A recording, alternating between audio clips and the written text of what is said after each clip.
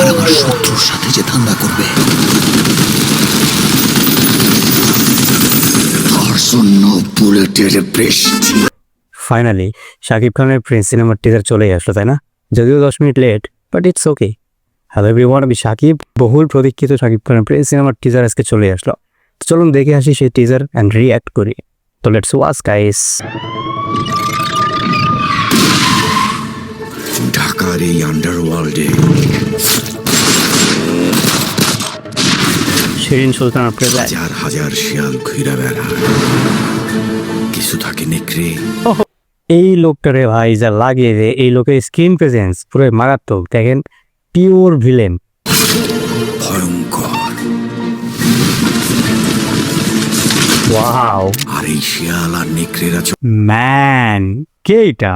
ও Shakib Khan, mega star. কি look, পুরাই Prince sir.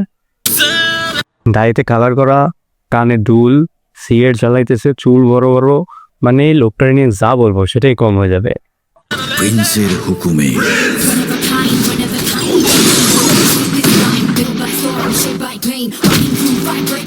সব শিয়াল কুকুর দেখি একসাথে বসে।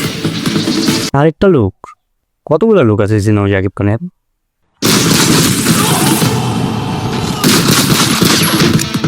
চিয়ার্স।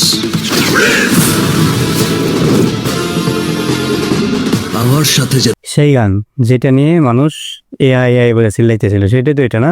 হবে, তার জন্য মিষ্টি। আর আমার শত্রুর সাথে যে ধান্দা করবে তার জন্য বুলেটের বৃষ্টি।